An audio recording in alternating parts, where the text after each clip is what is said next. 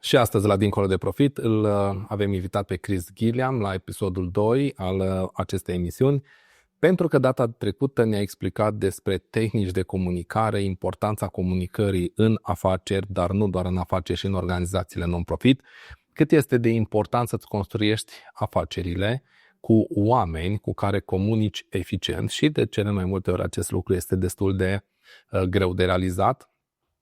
De asemenea, ne-a povestit cum a trecut din zona de business în zona de non-profit și de ce a făcut asta. Un american născut în Florida, absolvent studii de management și studii de sociologie cu afaceri prosperă. De ce a schimbat viața lui ca om de afaceri și a decis să vină în România să lucreze cu copii orfani și de ce are o satisfacție mai mare să fie dincolo de profit. Chris, welcome again to our show. Last time you were talking about how important is the communication with your staff. And because you are in childcare, you said it's very important to have good communication with the 37 children you are taking care of. Right. Please tell me, in order to have a good team, how do you select the employees? That's a very interesting question. In America, we have a bigger pool of people to select from than we have here. We have what they call the Petra principle in America. It's called 80-20. 80% of the people, 20% of the people do 80% of the work. Here in Romania, I think it's closer to either 90-10 or 95-5. And so part of the dispersion of Romania, when people were leaving the country, some of your greatest talent left the country to go find opportunity elsewhere. I'm very thankful that the dispersion is coming back, and many people have gone out. They've made a good living, but they decided they want to come back to the motherland and do well there. They've learned a lot from their experiences outside, and so when I look for house parents, I look for a couple things. One, I look for the temperament. Do they have what it takes to raise children from hard places? So I ask them very difficult questions. I give them case studies of very difficult situations. Like what? Like, what if a child bites you? What if a child stands up in the middle of the bed and pees all over the bed? What if the child throws the food on the floor? How are you going to handle that? And I want their response. And I don't wait until they answer the question. I hit them because that's how the children are. They're very, very, very demanding. And so I'm looking for the stress quality of the family. I'm looking for how the family relates one to another. And then we have hired a psychologist for the foundation, a Romanian psychologist, and she helps us also with the interview process. And then we have a battery of personality tests that we do to find out a little bit about their personality and their temperament. I'm getting my doctorate in counseling at this point, and one of my colleagues that is on our team, his name is Dr. Chris Fedorczyk. He has a degree in a doctorate in counseling and a doctorate in management. And so we look to build a good team, but around the good team is to have the whole team interview those house parents. We also want our other house parents to interview them, and we take them to the first house parent and ask the first house parent to tell us all of the difficult situations. It's real easy to see the success. It's not easy to see the difficulty. Pastor Chuck Swindoll wrote in 1971 a statement that I have on my desk that I read every day. The days of maintenance far outnumber the days of magnificence. And so maintaining is very important. We all want the highs, but we have to go through the maintaining. And the discipline of maintenance is very, very important. I want to ask you about the high, the profit, but before that, you mentioned about having a very strict process of selecting people. Selecting people in our organizations, it's a pretty difficult process. And some of them, they pass the test. Did you have some cases when people passed the test and failed after? Correct. Did you have that? We've had that a couple of times. Some of the challenge that I meet is that, one, I'm an American. And so when people come and I interview them, they think, oh, here's an American. This is a good, easy job with a lot of money and a lot of benefits. No, the benefits are from God. The blessings are from God. It's not an easy job. And they need to not live in a fantasy world. I've had some people that pass the test, but then when they get under the stress, they're not able to do it. So that means the test was not good or people were not good? People were not fitted correctly for the position. So they were good, but not for this job. That is correct. Yeah. We don't ever like this. We don't ever think people are bad. We just think people don't fit. It's like a puzzle sometimes. You work on a puzzle and you try to force it in a place it doesn't belong, you damage the puzzle. If you let the puzzle be where it belongs, it makes a beautiful picture. Nice. And you said about that quote about maintenance, which requires a lot, but you are dreaming about the heights. Some they are dreaming, or most of the people, they are dreaming of high profits and pretty fast. What do you think? How is the American culture?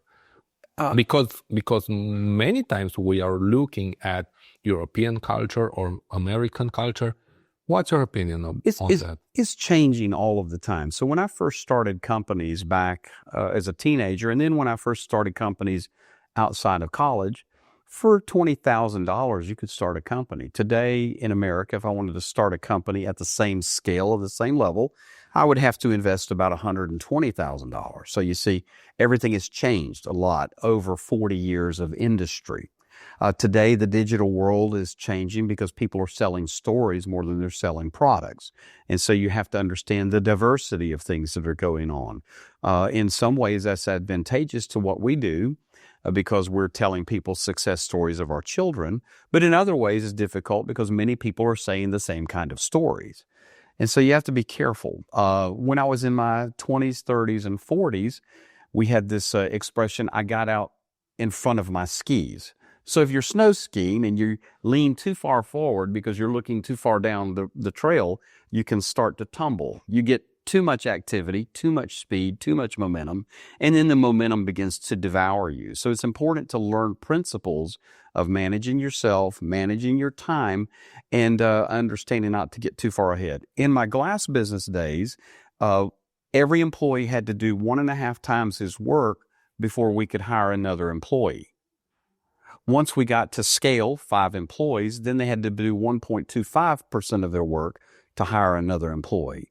When we got to 10 employees, they had to do 1.1% more work. And so scale distributes the work down. But I never asked my employees to do more than I did, so I had to set the standard for myself. That's important because you are talking about speed and balance, and you're talking about workload. What's the right speed we have to have, or the workload, or the work hours? Should I work like pretty relaxed, 6 hours a day because I want to be healthy, or should I work 12 hours or more to gain more money? What's the best thing? Think about profit, earning profit. If you want to be excellent, it takes 4,000 repeated hours to be excellent at whatever you do.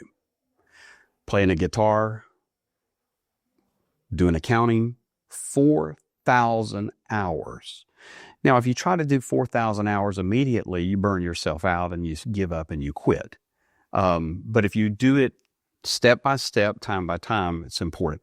I think one of the problems when you're young, you think because you have an unlimited amount of energy, you think you can do whatever you can.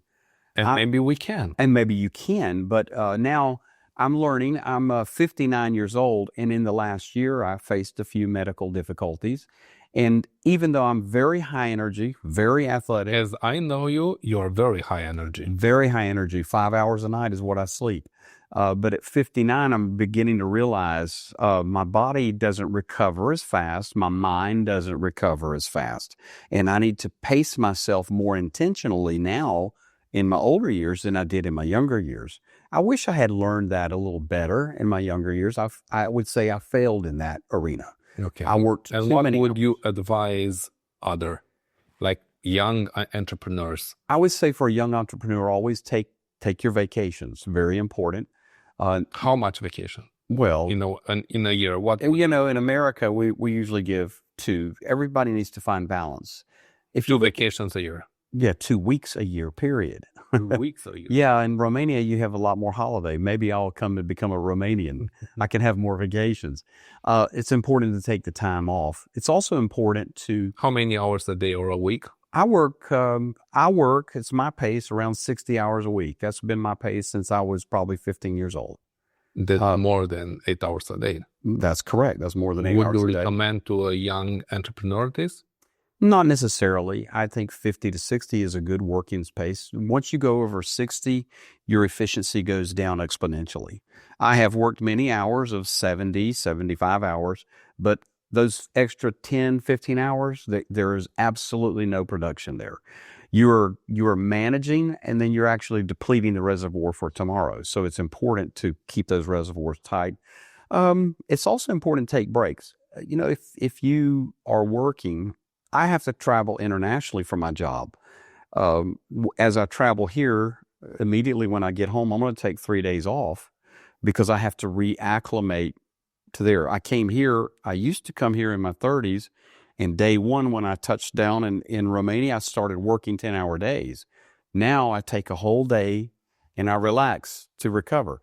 So it's important to understand. You're coming maybe 3 or 4 times a year. About 4 times a year. And so, I need that time to relax. I have to budget it in my calendar. Since you're coming here so often, it's almost possible to have this show in Romanian. Pretty close, but I have too many languages in my head and I can't determine which one I'm supposed to speak at what any given time. But talking about resources, time it's a resource. Time is a resource. How about the finance resources? How can we, what would you recommend for an entrepreneur, young or not necessary, maybe a more experienced one, which needs some capital to scale his business? What would you recommend to do? I would say start small. Number one, be careful about credit. Credit is one of the most dangerous things out there because you have to pay interest rates on those things. That's interesting because Americans are on credit all their life. Everywhere, but there's other philosophies that don't do that. I would rather this advice from maybe other nationalities. Yeah. Well, even my colleague, James McPherson, who works for us, he works for Berkshire Hathaway, Warren Buffett. Warren Buffett never buys anything on credit. Now, it's easy to say when you're a mega billionaire. Okay. And most of us, Most of us are not. Okay. So we start small. But one of the things, I used to coach people in the glass business when they wanted to branch out and start their own. And the first thing you want to do is go buy a brand new van, buy a brand new office, brand new furniture. And you can take something that's 1 or 2 years old at 70% discount. Which sounds great. And polish it, and it looks brand new. People don't care what your equipment is. They care about the skill of your labor. And so if you're trying to look the most professional, but you don't do the most professional, you can't do that. I have a saying that I use, and I live by this principle: under promise, over deliver. Promise small, deliver big. Most people promise big and deliver little. Customer service is a lost art. I think in any culture, if you excel at customer service, you'll excel at what you do. And that's a people business. That's people skills. Learn good people skills. Eye contact. People don't do that anymore. But from a profit perspective, it's also very important. Why aren't they doing? Because of their phone. The phone. They're living the digital world too much. The second thing about profit, though, is also learning when whatever business you're in, when it's time to let go. My father had a radio and television repair business. Everybody throws televisions away today. But my father held on to his business 10 years longer than he should have.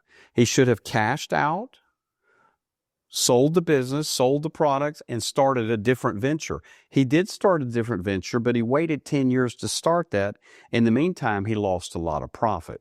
My glass business, for example, when I first started the industry, profits were able to make 40% profits if you understood scale.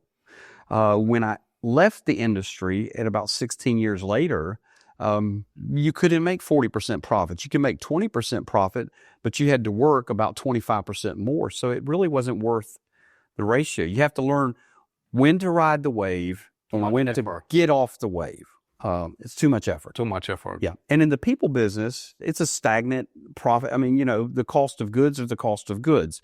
So you're feeding people, you're clothing children, and you're buying whatever you need to maintain your households. There's not a lot of expenses there that are not static. They're all static, but it's important to let the people feel blessed. Let me hit you with a hard question. Okay. I'm not sure if it's hard. Could be hard, yeah. Nowadays, we are all hearing about AI. Everything is AI. It's AI on our phone or everywhere we are hearing about AI. Mm-hmm. And there is a kind of anxiety about AI. Will I lose my job? Will I use my business? Will AI replace my people or replace me? Okay, but that's a pretty common topic. Mm-hmm. You mentioned about cash out and sell your business in a right moment. In the right moment. Mm-hmm. That's an interesting topic. So the question, which I think is not easy, in the context of AI, shall we think about cash out and sell our business? Yes or not, or when and why and how? Well, first, I'm a theologian. So as a person who sees God primary in everything, God says all of the things are coming to a fulcrum and a culmination. The end of time is coming sooner or later, maybe in my lifetime, maybe in another 1,000 years. I don't care about the time. I just understand things are going in a direction. People go in a direction. What AI will do, I use AI. I've learned to utilize and leverage that. Some of my colleagues that are younger than me leverage it more than I do. It will assist you in a lot of things. It will assist you in the written documents and the formal documents. But it does blur the line between reality and fantasy. We have to be very, very careful. People still need people. My uncle had a plumbing business. He died in 2017. People still talk about him. I wrote a college paper in 2017. Nobody talks about that. So AI, while it has ability to help us in the immediacy, it doesn't help us with the personal relationship. And people need people. People will always need people. Not robots. Not robots. Make yourself indispensable. But you can have a robot friend. Well, I don't want a robot friend. A robot wife. Yeah, maybe so. They're selling out there. But, what I saw is in American Western culture, the busier we got, the more success we had, the more material wealth or houses or cars we accumulated, the lonelier people got. People are paying other people because they're lonely today. And you're saying that coming from America. Coming from America. America is one of the loneliest places in the world. That's interesting things to say. People make a lot of money and they live in gated communities and they don't want anybody to come in their gated communities or in their houses. Okay, let's don't talk about American crisis. Let's talk about your Romanian crisis. Did you have like a really struggling time in your organization? We've had a couple of struggling times. One was in person. Tell me one of, more important is how did you handle it and the solution that you had? So crisis always comes around money. You put money on the table, you got a problem. Oh.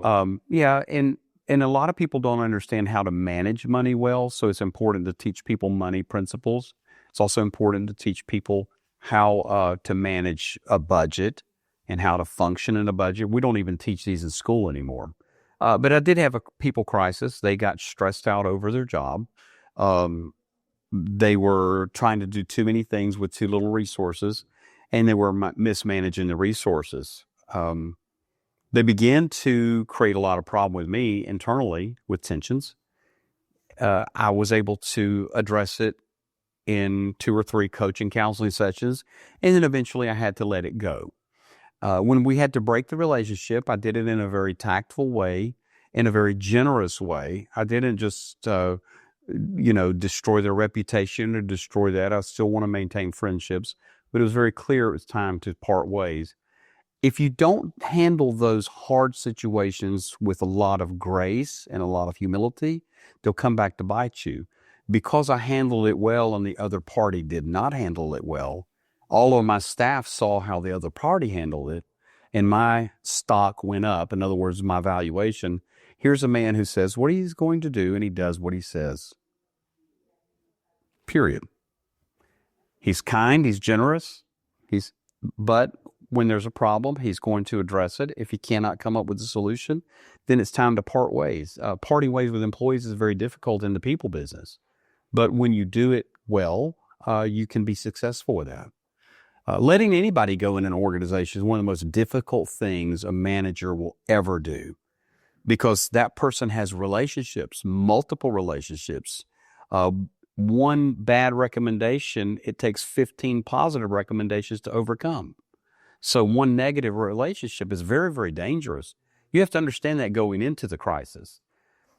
Don't react, respond. What do you mean? Well, the temperature in the room, for example. You can be a thermometer, measure the temperature, or you can be a thermostat, change the temperature. You can always change the temperature. Sometimes you have to bring the heat up, sometimes you have to bring the heat down. But it's important for you to manage yourself. And the only way I found successfully for me to do that, every morning I look in the mirror and I say, my number one problem is the person I'm seeing. Really? The number 2 problem is I'm not depending on the one who made me. If I depend on God and pray about everything, even the tiniest details. When I drove here today, I hate the Romanian parking. I said, God, please find me a place to park so I don't get stressed out. It's a simple thing, and many people think it's a silly thing, but it's not. God wants to have a very intimate, personal relationship with us. Sometimes he gives me a parking place. Sometimes Is he engaging in parking lots? Sometimes he is. There was a guy standing in a parking place waiting on me. It was a good thing. So, the best planning in the world can always fail. You have to understand that. And if you understand the best plans can fail, but you're not a failure, that's an important thing too. We all can fail, but we're not failures. Our identity is not in what we do, it's in who we are. How about innovation? How do you understand innovation in your organization? Do you think about new things to implement, to change, to have some modern things, or you're more like a conservative, like having old school techniques? No. I like innovation. When we built the houses, we were innovating to build them thinking about 10 years down the road. If the children ministry goes in a different direction, can we use those facilities for other purposes? Can we use them for senior adult homes, something like that? So we're already innovative in the way we were thinking about building the situation. I enjoy hiring younger people because with their innovation, they have ideas. I never squash an idea. I just hired a new young person to be a social assistant for our organization. She just graduated the university, and she has all these ideas. And she's afraid. One of the things I've seen in Romania is a fear is real big because we don't have this entrepreneurship mentality. And so I said, well, how much does it take? Teaching her how to negotiate. She will be more innovative. The younger guy on my team, Dr. Chris, he's 20 years younger than me. He's 20 years younger than me, but in some ways he's smarter than me and better than me because he has this understanding of scale and innovation. We moved all of our platforms to a Google platform. Every one of my documents are seen by a team of at least 6 people up to 12 people, depending on where they are. So we're utilizing technology and innovation for multiple transparency and for multiple participation. We have pellet burning furnaces, not gas burning furnaces on our property. But I'm already looking at and trying to create an environment of dreaming. So we want to create several different plants of manufacture on the property to do things innovatively. My big dream is to take these children that come from our homes, give them a job. What if I created a little factory to make pellets? Okay, so in that factory, I'll need people that know how to do the machinery. I need people who know how to do the management. I need people how to do the marketing. I need people that can go out there to the vendors and wine and dine them and talk to them and ask them there. And then I need people that can come on the backside and do the maintenance. All they do is go back and fix things that are broken. There's 5 different places for everybody there, and everybody, regardless of their skill set, can fit in one of those places. It can become self-sustaining. This is the way I look at innovation. Innovation is very, very good. Which requires a good management skills for you. Yeah. In order to fit all and management skills are very difficult, but they are learned. Skills can be learned. And changing all the time. And they're continually changing. Yeah, the way I manage today is different than I would have managed 15 years ago, just because of the way management techniques are going on. But the important thing is to never leave the people behind. I think in management, it's real easy to leave the people behind. There's so much ability for people to make money via technology only today, and they leave people behind, and then they're left behind. They're 40 years old, they're millionaires. The only friends they have are people that they buy with money. They've left people behind. Never leave people behind. I'm grateful for all the relationships that I have in life. Thank you, Chris. It's very important, everything that you told us. It's very important. We found new motivation, and you're so enthusiastic about your job, about the things you're doing. And I think it's a very important thing that to love people and to see people and to try to work in the relationship. I want to thank you for coming to the second show, the second part of our show. And I wish that God blesses you, your family, your ministry, and the Bashford Foundation, and grow you in the management skills as your dreams are, to build the organization more, the factories you told me about, and everything. And may God bless you, Chris. Thank you. I'd like to leave with one last comment, though.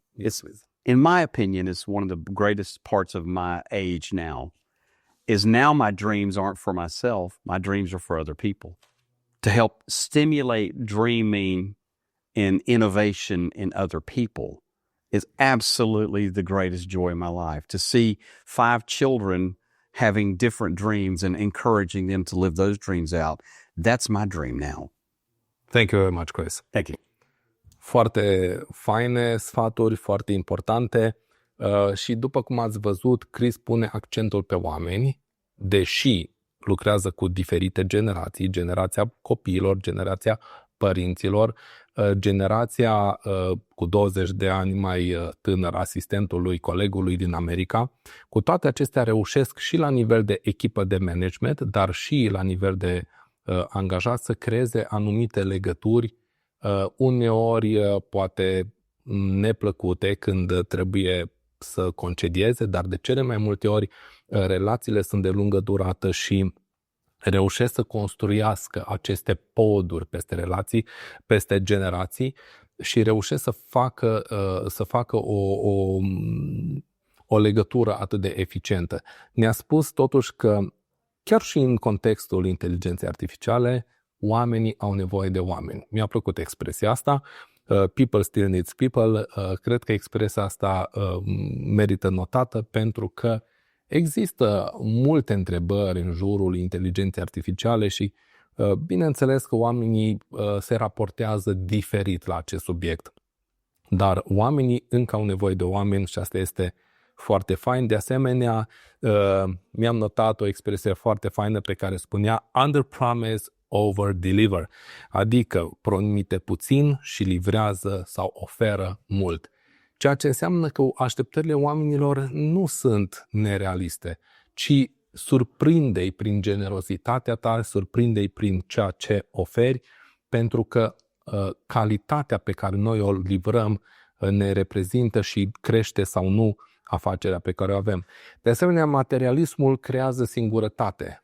Un om care vine din America, dintr-o țară prosperă, dintr-un mediu pe care îl înțelegem destul de bine când spune că materialismul creează singurătate și este important să înțelegem că materialismul sau iubirea de lucrurile materiale dăunează, ci mai degrabă a ne raporta la tot ce Dumnezeu ne-a dat, resursele din firmele noastre, din afacerile noastre, din familiile noastre, resursele să fie folosite în concordanță cu voia de Dumnezeu, așa cum Chris ne-a spus.